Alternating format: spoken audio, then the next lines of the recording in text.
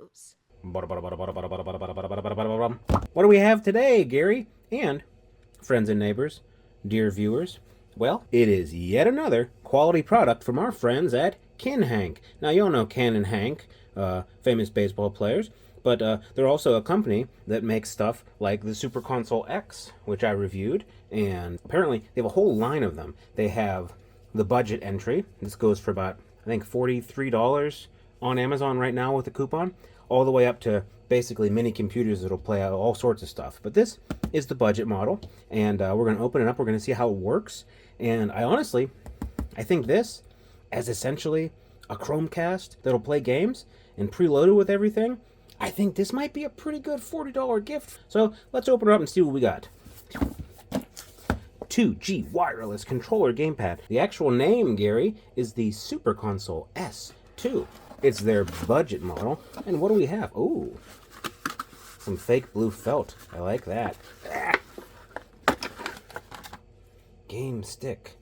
SD card with a sticker that's never going to come off. And some controllers. Cord. Oh, this takes the old-fashioned micro USB instead of USB-C. We'll figure it out. And a little HDMI connector cord. So let's hook this up to the monitor and see what we got, Gary. Hell, Gary, we gotta hurry up. I don't got the right cord. Micro Center closes in 12 minutes. Can we make it? Can we make it? Cut that one pretty close. So long, Micro Center. You helped me out. I appreciate it. All right, let's give her a whirl. Oh, and look at that. Loads right up. Well, what do we got? Well, first off, we have our menu. We have a list. It looks like this is all the arcade games. Whoa! Holy crap! That's loud. Can I turn that down?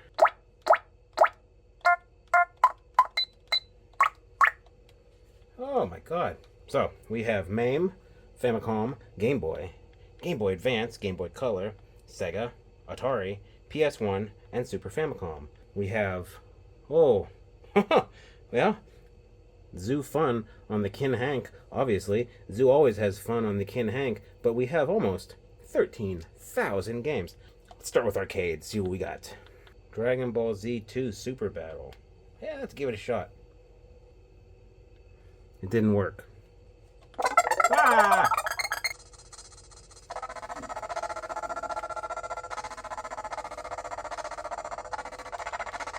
Ugh, it's not playing very well. How do I? Whoa! How do I quit? Okay. So, these two buttons get me some sort of MAME menu, start and select at the same time, get me to more of a normal menu. I can save a state, I can quit. Let's quit. Let's try Double Dragon. That can't be difficult to emulate, right? Okay.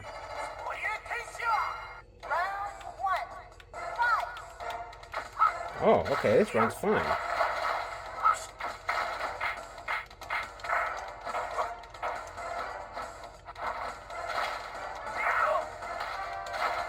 Oh.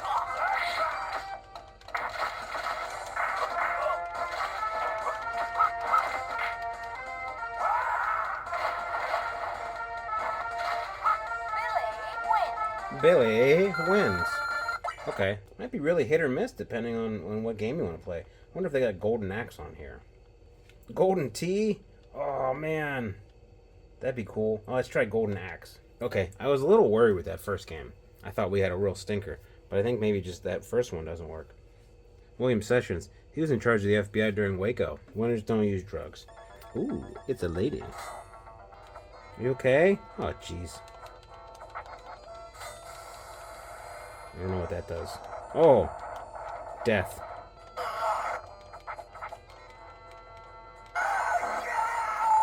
It was unnecessary. I guess arcade games are hit or miss. Let's move on to what else we have. Regular Nintendo. So there's... Oh, that's neat. That's really nice box art. I really like that. That's cool.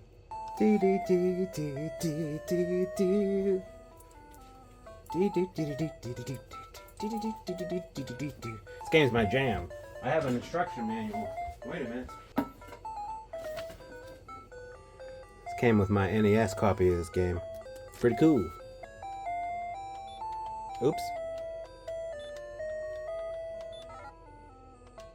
Plays NES.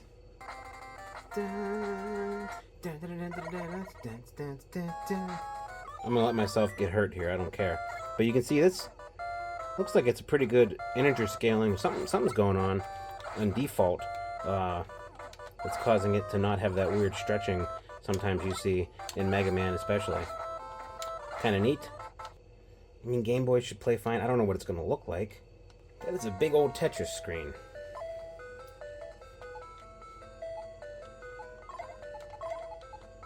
It doesn't look bad.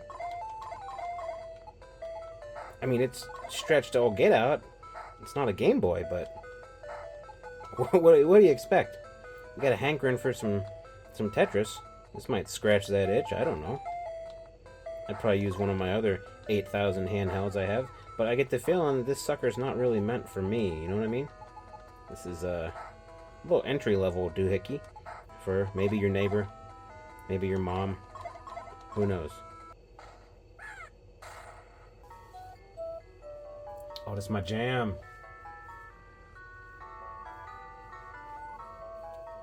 Riff raff, street rat, I don't buy that. Ugh. The audio is weird. It's like it's running too fast. It's weird. Oh. Don't stand in fire, Zoo. Let's try a different Sega game, because that one didn't run very well. I wish I had FPS in the corner to see how it was running, but that Aladdin, it just, ooh, it wasn't working right, Gary. Cause PP.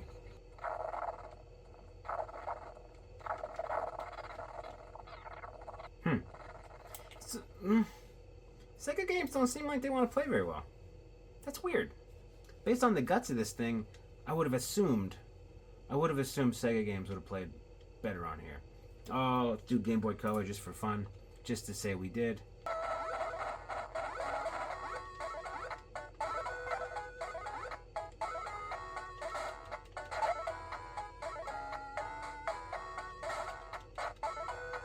I mean, it plays Game Boy Color. I don't know that was in question.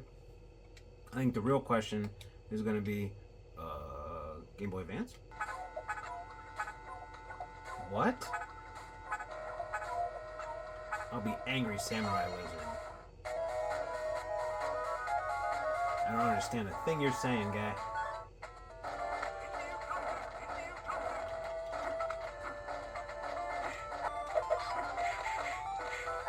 Alright, I don't know what that game is, but it plays it okay. So that's weird. Sega is just being a weird guy today, I guess. Oh, well, let's not worry about Atari. We'll try Super Nintendo, and then we're going to try PlayStation 1, which is what should really push it to the limit.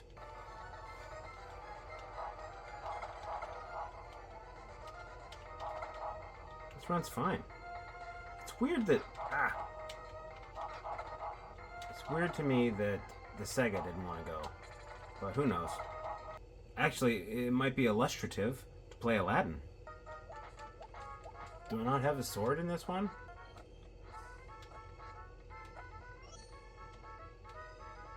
Well, I'm not good at Aladdin. I never was good at Aladdin. But it did give us a good example of the SNES running okay.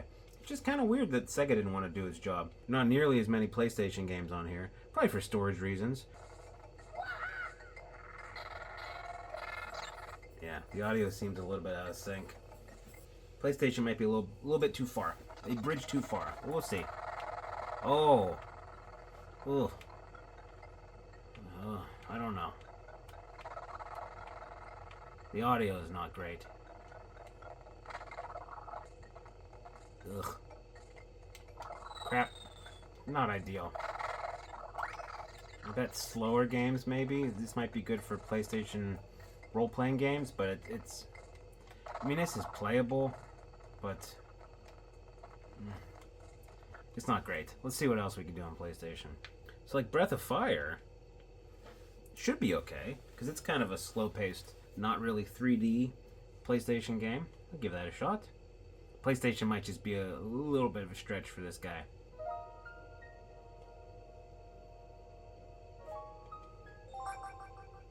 Oh, and it's in Japanese. That's not going to help my case at all. I can't tell you a single word they're saying, Gary. But it looks pretty good.